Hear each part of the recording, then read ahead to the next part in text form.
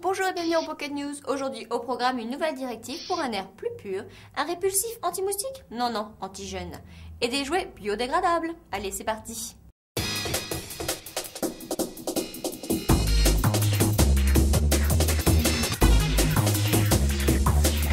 Une étape décisive vient d'être franchie par l'Union européenne et la Commission s'en félicite.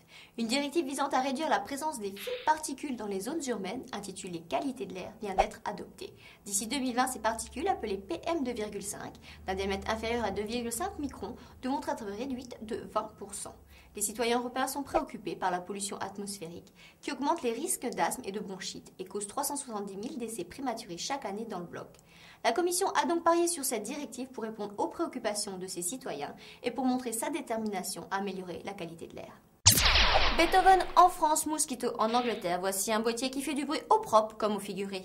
Les ultrasons émis par ce boîtier ne sont audibles que par des oreilles jeunes de moins de 25 ans. Après avoir fait un tabac outre-Atlantique où plus de 3500 boîtiers de 617 € environ ont été vendus, Mosquito s'est installé dans une soixantaine de municipalités des Pays-Bas, puis en Belgique où une pétition demandant son retrait a déjà été signée par plus de 10 000 personnes, puis en France où le gouvernement souhaite tout bonnement son interdiction.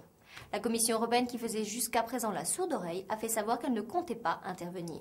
Mais la polémique enfle à vue d'œil, que ce soit en termes de santé avec des risques pour l'audition et pour les femmes enceintes, ou en termes de morale. Doit-on vraiment passer par la ségrégation des jeunes ?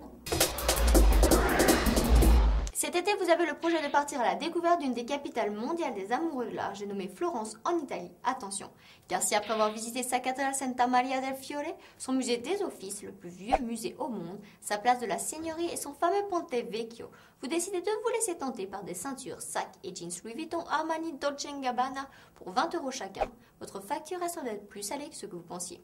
Et oui, la police veille au grain. Une touriste suisse prise en flagrant délit n'a pas eu d'autre choix que de payer une amende de 1 000 €. Mais avant elle, 13 autres touristes ont fait les frais d'une législation sévère adoptée pour lutter contre les contrefaçons. L'Italie étant le pays européen où il y a le plus de saisies douanières. Comme de nombreux produits, les jouets eux aussi sont maintenant respectueux de l'environnement. Un projet innovant créé par l'Institut du jouet d'Espagne a créé un procédé qui permet de mélanger des composants du plastique, comme le polyéthylène, à la coquille d'amande. Un recours naturel qui améliorera les problèmes environnementaux et qui, cerise sur le gâteau, baissera le coût de production final. Ce dernier incitera peut-être le leader en production et en distribution de jouets, Mattel, à se mettre lui aussi au vert. L'éco-conception, c'est parti. Voilà, c'est tout pour aujourd'hui, mais rendez-vous demain ici même à Europocket TV pour la suite des news européennes. Bisous.